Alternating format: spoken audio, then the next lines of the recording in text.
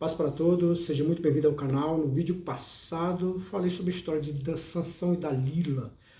A palavra Dalila significa dócil, delicada e frágil. Eu acho que é uma junção interessante, né, do nome com a pessoa, porque fica claro que a doçura e a fragilidade venceu a força. E é uma realidade, né? Uma vez que você entende que isso se torna uma arma bem poderosa, a fragilidade, a doçura, a delicadeza, você vence a brutalidade, a ignorância e a força, como está bem claro nesse texto aí. Então, uma vez que Sansão se rende toda essa doçura, se rende toda essa delicadeza, ele entrega o seu segredo, agora ele fica frágil, como qualquer outro homem, e os inimigos de Sansão, os filisteus, vêm e arrancam os olhos de Sansão, e agora coloca ele em prisões, e agora ele vai ter que trabalhar sem a sua força, né? E é interessante porque tudo isso acontece porque ele quebra o pacto que ele tem com Deus. No capítulo 16, no versículo 25, diz assim: Então, os príncipes dos filisteus se ajuntaram para oferecer um grande sacrifício ao seu Deus Dagom, e para se alegrarem, e dizia: Nosso Deus nos entregou nas mãos de Sansão, nosso inimigo. Agora você nota, você entende aqui, que de fato não foi Dagom que entregou Sansão.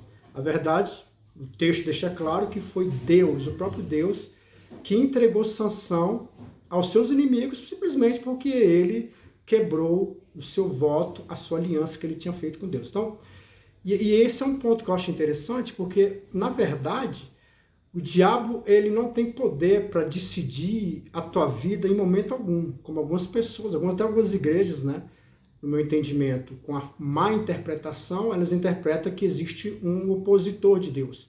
Então, está aqui Deus e aqui está o diabo. Eles são opositores, assim como Deus tem poder de influência na sua vida, o diabo também tem poder de influência na sua vida. Não é isso que as Escrituras revelam. As Escrituras deixam claro que o diabo nada mais é do que uma vassoura na mão de Deus. Ou seja, o diabo faz exatamente aquilo que Deus quer. Então, teve uma certa vez, falando com uma certa pessoa, ela disse que sentia muita perturbação, que o diabo estava afligindo ela queria muita oração para que essas forças malignas saíssem dela. Aí a resposta que eu dei é: o seu problema não é com o diabo, o seu problema é com Deus. Porque é Deus que está permitindo isso. A pergunta é por que ele está permitindo isso. Então, tudo que te acontece porque Deus acha graça. Então, algumas vezes é porque Deus está te colocando em teste, e outras vezes é porque você buscou isso para a sua vida. Então, quando você busca o mal para a sua vida, você vai ter, não é o que você quer? Então, aqui não se trata de Dagom. O problema aqui não é Dagom. O problema aqui é a quebra do pacto que Sansão tinha com Deus e resultou nesse momento tão terrível na vida dele. Eu jogo isso para você também. O que está acontecendo na tua vida não é culpa do diabo. O que está acontecendo na tua vida, na verdade, é a sua falta de aliança com Deus, seu compromisso, de você de fato ter uma aliança sincera. Você quebra suas alianças e você espera que aconteça o quê? Então, o mal que está na tua história, você pode ter certeza que é Deus que está permitindo. E a pergunta é: Deus está permitindo por quê? Se for um teste, pode ter certeza que logo você vai passar por isso, você vai passar com grande louvor. Se você está colhendo o que você plantou, então tem que mudar as plantações rapidamente se você quiser sair dessa situação difícil. E aí o texto diz: semelhantemente, vendo o povo, louvava ao seu Deus, porque dizia: Nosso Deus nos entregou nas mãos do nosso inimigo, ao que destruía a nossa terra, e ao que multiplicava os nossos mortos. Porque, de fato, os filisteus tiveram várias guerras, mas a mais significativa foi contra um homem só, que, através do poder de Deus, trouxe grande dor de cabeça para os filisteus. E ele diz: Então disse Sansão ao moço que o tinha pela mão: Guia-me para que apalpe as colunas, e que sustenta a casa para que me encoste a elas.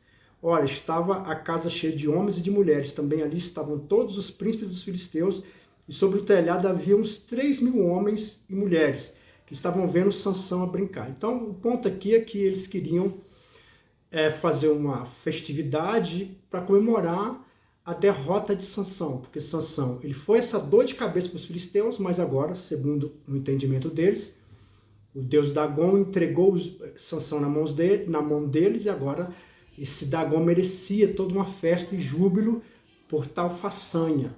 E o texto deixa claro aqui algumas coisas interessantes. A primeira é que havia 3.000 pessoas no telhado, ou seja, aqui é uma arquibancada bem gigantesca, estava toda cheia, e agora tinha também no telhado 3.000 pessoas. O que o texto está querendo deixar claro aqui é a quantidade de pessoas que estavam naquele momento vendo Sansão, que se representava quase toda a cidade, principalmente de homens.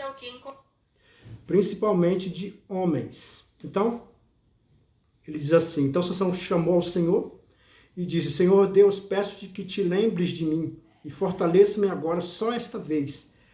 Ó Deus, para que de uma vez me vingue dos filisteus pelos meus olhos. Então, você vê que ele faz essa oração e o texto, quando você lê no versículo 24, acho que é 24, não, versículo 22, e o cabelo da sua cabeça começou a crescer como quando foi rapado. Então essa observação que o autor faz aqui é para deixar claro que o segredo da força de Sansão não estava nos seus cabelos, estava na verdade na aliança que ele tinha feito com Deus. Essa aliança poderosa que ele fez com Deus é que dava força para ele. O que te fortalece, o que te faz os inimigos tremerem, o que faz você conquistar territórios, você ter conquistas na sua vida, segundo a graça e a misericórdia de Deus, é a força da tua aliança. O quanto você é capaz de cumprir, o quanto que você é fiel. A fidelidade é algo muito importante para a junção entre você e Deus. Se você, por exemplo, se rende a Deus e quando você se rende a Deus, você se converte a Deus, você vai ter que fazer aliança. A aliança consiste em obedecer. Essa é uma parte muito importante do cristianismo. E não tem como você fugir disso. Em todo momento, na palavra de Deus, ela vai te impor isso, vai requerer isso de você. Fidelidade, segundo aquilo que está escrito, aquilo que Deus achou graça que nós temos que fazer. Por exemplo, então, eu como uma pessoa que me identifico com o cristianismo, que sou cristão, que sou convertido, então tem algumas coisas que eu não posso fazer. E isso vai me limitar como pessoa diante de um mundo tão promíscuo, tão cheio de prazeres, né? Então tem coisas que eu não posso fazer. Eu não posso fazer porque eu estou diante dessa fidelidade, dessa aliança que eu fiz com Deus. Então, tem até uma passagem que diz que o cristão é um ser livre, mas nem tudo você pode fazer. Você não pode se envolver com todo mundo, você não pode participar de todas as festas, você não pode estar em todos os ambientes. Você, como cristão, você entendendo da aliança que você tem com Deus, se você quer honrar essa aliança, tem lugares que eu não posso pisar o pé, tem situações que eu não posso abraçar, tem pessoas que eu não posso me envolver. Essa é a verdade. Então, uma vez que eu sou cristão e eu entendo essa aliança, eu vou fortalecer ela. Isso é que me fortalece diante de Deus. E em contrapartida, Deus também, ele tem promessas maravilhosas para o seu povo, que ele também cumpre, é o acordo, é a aliança, que é a que a gente se propõe, que está tudo escrito no Novo Testamento. Aí você fala, então, você muitas vezes fala assim, nossa, eu quero aprender mais dessa aliança. Então, eu convido você a continuar aqui no canal, com certeza aqui você vai aprender muito. Estamos sempre falando aqui da palavra de Deus e entendendo quais são aquilo que agrada a Deus, porque de fato, existem coisas que agradam a Deus e coisas que não agradam. E a aliança está nisso, de eu fazer aquilo que agrada a Deus e evitar aquilo que desagrada. E uma vez que eu sou fiel com Deus, Deus também é fiel comigo para me guardar e oferecer todas essas promessas lindas e maravilhosas que Ele coloca à nossa disposição. E aí ele diz, então Sansão clamou ao Senhor e disse, eu já li, né? 29. Abraçou-se, pois, Sansão com as duas colunas do meio, em que se sustentava a casa, e arrimou-se sobre elas com a sua mão direita e numa com a sua mão esquerda. E disse Sansão, morra eu com os filisteus. Inclinou-se com a força, e a casa caiu sobre os príncipes e sobre todo o povo que nela havia. E foram mais os mortos que o matou, a sua morte dos que o mataram em sua vida. É interessante porque o texto fala claramente aqui de um suicídio, né? E segundo algumas pessoas, na verdade, é um entendimento muito católico, né? Que acabou permeando na cabeça de muitos cristãos, de que quando você se mata, você vai direto para o inferno. Bem, a Bíblia fala que só existe um pecado de fato que é imperdoável, que é a blasfêmia contra o Espírito Santo. Aqui no canal eu falo sobre isso, né? Tem 3 ou 4 vídeos que eu falo sobre a blasfêmia contra o Espírito Santo. Mas é claro que um cristão verdadeiro jamais vai se matar, não existe isso. Mas existem algumas situações que você deve considerar. Por exemplo, quando a pessoa está fora de si e ela se mata, ora, ela não está no seu juízo perfeito.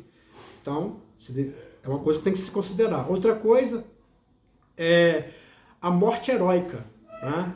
Uma morte de heroísmo. Por exemplo, quando tá um carro aqui, vai vir atropelar uma criança e eu me jogo, ou seja, eu sei que eu vou morrer, mas eu livro a criança e eu recebo o impacto do carro e eu morro. Ora, eu sabia que eu ia morrer, mas é um ato heróico. Então, é um outro contexto. Então, agora, a pessoa que de fato, a maioria das pessoas de fato que elas vão partir por esse lado, o lado da morte, elas estão completamente enciumadas, são pessoas que estão agindo pelo ódio, pela raiva, pelo rancor, porque muitos dizem que é por amor, mas não é por amor, é pela raiva, pelo rancor. Então, claro que essas pessoas, né, infelizmente, elas estão indo por um caminho completamente errado e não tem a menor possibilidade de a gente entender que essa pessoa está com Cristo, né, uma vez que ela age através do ódio, da raiva, do rancor, dos ciúmes. Então é complicado isso aí. Mas, como eu falei, existem outros contextos que você tem que pensar bem antes de afirmar e dizer que tal pessoa está sem Cristo pro resto da vida, né? E outra informação importante é que foram mais os mortos que matou na sua morte do que matou em sua vida, né? Então, ele tinha matado 30 ascalonitas, tinha matado mais de 1000 homens, depois ele matou várias pessoas, né? Não chega a dizer quantos são, né? Quando a Dalila estava tentando dissuadi-lo e ele estava enganando ela, ele estava matando de pouquinho em pouquinho, né? A gente não sabe a quantidade, mas aqui, de fato, ele estava diante do povo filisteu, vários soldados, inclusive a realeza estava lá, e tinha mais de 3.000 pessoas também em cima. Todo mundo morre. E aí se cumpre a palavra de Deus. Deus trouxe Sansão, ele levantou Sansão para livrar os israelitas da opressão dos filisteus, e aqui você vê se cumprindo isso. Ele simplesmente liberta o povo de Israel da mão dos filisteus. Quem era o opressor? Eram os filisteus. E agora está todo mundo livre deles. O máximo que tinha aqui agora são crianças e algumas mulheres que ficaram em casa, porque todos os homens foram lá para ver, para poder dar glórias a Dagon pela morte, pela entrega de Sansão, na visão deles, né? Então, o que ficou para trás, mulheres, crianças, no máximo, sendo que algumas mulheres também estavam lá, né, no estádio, como foi narrado aqui. Mas aí o que acontece? Quem é que vai agora escravizar o povo israelita? Ninguém, né? Então, você vê aqui que Deus ele cumpre o que ele fala, apesar de Sansão. Deus ele tem um plano na minha vida e muitas vezes na vida de quem está aqui me vendo aqui, né? Então, quando Deus tem um plano, porque Deus não tem, presta atenção, irmão, Deus não tem um plano em toda a humanidade. Tanto que boa parte não quer conhecer a Deus, nem chega perto de Deus. Mas Deus tem plano na vida de algumas pessoas. E quando Deus tem esse plano, não há nada que você possa fazer, não há caminhos errados que você possa seguir, que ele não vá reverter essa situação. Deus ele reverte a situação. O interessante é que eu não sei quem são essas pessoas e nem você sabe. Então nós oramos por todos, pregamos a todos, porque isso é algo exclusivo de Deus. Mas a verdade é essa, Deus tem planos na vida de alguns e ele cumpre aquilo que ele planeja, né? Segundo a graça e misericórdia de Deus. Então, apesar da gente, Deus ele faz o impossível acontecer. Eu quero crer que você que está vendo esse vídeo aqui, Deus tem um plano na tua vida. E ele vai fazer cumprir esse plano, apesar de você, apesar de você fazer péssimas escolhas, apesar de você insistir no erro, apesar de você, muitas vezes, se entregar ao seu coração, porque aqui é uma história de romance, uma história de amor, onde lamentavelmente, uma coisa trágica, né? Como se fosse Romeu e Julieta, porque simplesmente uma pessoa, ela congela suas emoções e quando ela resolve se envolver, ela sempre faz péssimas escolhas, não escolhe a pessoa certa. Mas não se esqueça que ele é citado no livro de Hebreus como um herói. Então, se ele é um herói, Então ele é um exemplo a ser seguido. É um homem que, no momento da sua dor, ele se arrepende, ele se volta para Deus e Deus atende a Sansão ao ponto de ele ter a força, porque não havia outra maneira de ele poder acabar daquela forma se Deus não achasse graça. E Deus achou graça, deu força e ele se libertou. No momento final, ele teve a sua redenção. Talvez você tenha uma história bem complicada de pecado, de desobediência, de fazer suas próprias escolhas, andar nos seus próprios caminhos sem levar em consideração o que Deus pensa ou fala. Mas, assim como Sansão, ele teve uma redenção, eu quero acreditar que Deus também tem uma redenção para você. Se você se voltar para Deus e reforçar a sua aliança, para que Ele possa te dar força de novo, para você se libertar de todo esse mal e andar segundo a graça e a misericórdia de Deus. Amém? Que Deus te abençoe sempre.